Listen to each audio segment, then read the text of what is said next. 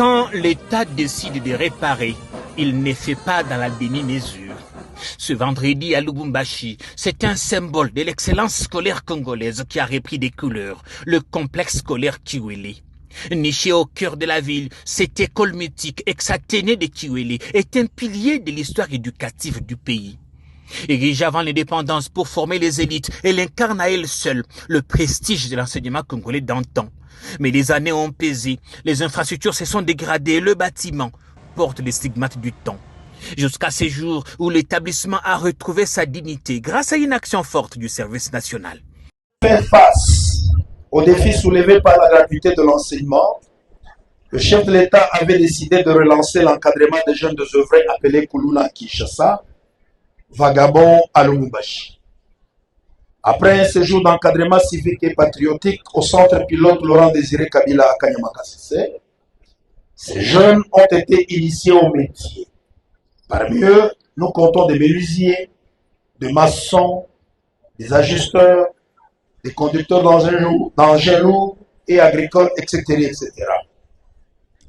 Ce sont ces jeunes menuisiers formés à Kanyama-Kasese qui ont fabriqué des bancs qui sont aujourd'hui mis à la disposition des écoles de la République démocratique du Congo, dont les écoles du complexe scolaire ex-Athénée Kiwele, à savoir Institut Ouezo, Lycée Kiwele, Institut Moto, Institut des Beaux-Arts, Institut d'éducation physique, Institut Bana-Congo, Institut Bomi, EP Kiwele 1, EP Kiwele 2, EP Maïcha, EP Kiwele 3, EP Kibalamete,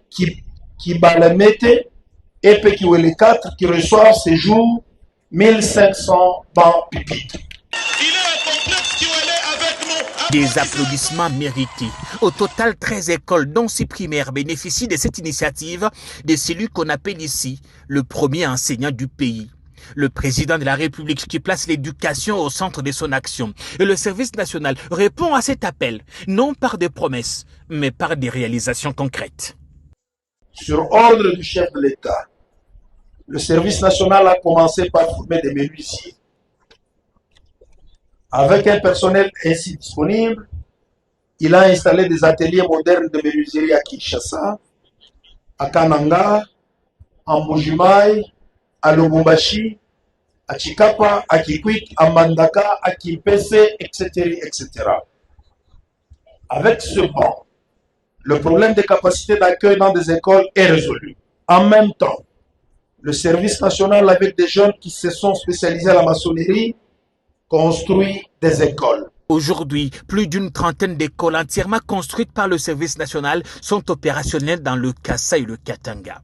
Avec ses 160 salles de classe, Kiwele retrouve un nouveau souffle grâce à cette action salvatrice. Permettez-moi de m'appliquer d'un devoir patriotique, celui d'adresser nos remerciements les plus sincères à son Excellence Félix Antoine Tshisekedi Tshilombo, président de la République démocratique du Congo et premier des enseignants, pour ce précieux outil didactique de grande beauté, en l'occurrence 1500 bancs scolaires, mobilier indispensable dans la formation adéquate de notre jeunesse. Cette remise s'inscrit dans le cadre de l'opération Pas d'école publique sans banc, une campagne d'envergure qui redonne à l'enseignement congolais les conditions minimales de dignité. De Kinshasa à Mbujimayi, en passant par les Kassi, Kananga ou Lubumbashi, des écoles, instituts supérieurs ou universités sont progressivement équipées.